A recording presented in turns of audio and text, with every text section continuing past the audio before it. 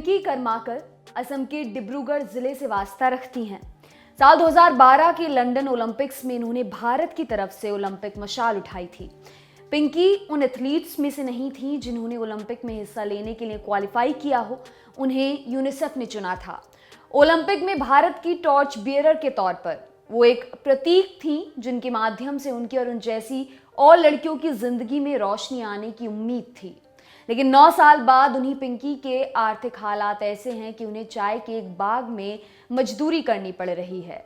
India today से जुड़े हेमंत कुमार नाथ की रिपोर्ट के मुताबिक पिंकी कर्माकर जब लंदन ओलंपिक्स में हिस्सा लेने के बाद असम लौटी तो उनका भव्य स्वागत किया गया। असम के पूर्व मुख्यमंत्री और वर्तमान में केंद्रीय मंत्री सर्बानंद सोनोवाल खुद पिंकी के स्वागत के लिए एयरपोर्ट पहुंचे थे।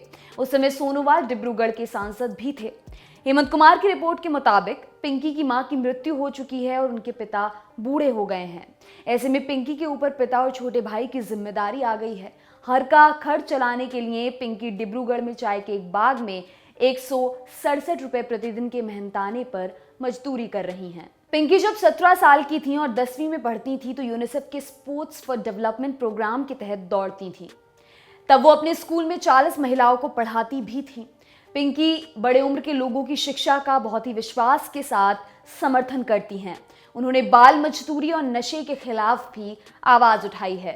पिंकी ने हेमंत कुमार को बताया कि जब उन्हें लंदन ओलंपिक्स में भारत की तरफ से मशाल उठाने का मौका मिला तो उनकी आंखों में बड़े बड़े सपने थे, लेकिन सरकार की तरफ से कोई सहायता नहीं मिली। उन्होंने बताया, अभी मैं एक चाय के बाग में दैनिक मजदूर की तरह काम करती हूँ, साथ ही साथ बीए भी कर रही हूँ।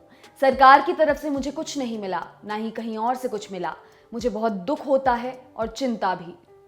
पिंकी कर्माकर ने आगे बताया कि यूनिसेफ और ओलंपिक कमेटी ने भी उनकी कोई मदद नहीं की। उन्होंने बताया, मैंने सुना था कि वो लोग ओलंपिक मशाल उठाने वालों को रोजमर्रा के स्तर पर कुछ देते हैं, लेकिन मुझे कुछ नहीं मिला। पिछले 9-10 साल में हर दिन मैंने उदासी में ही बिताया है।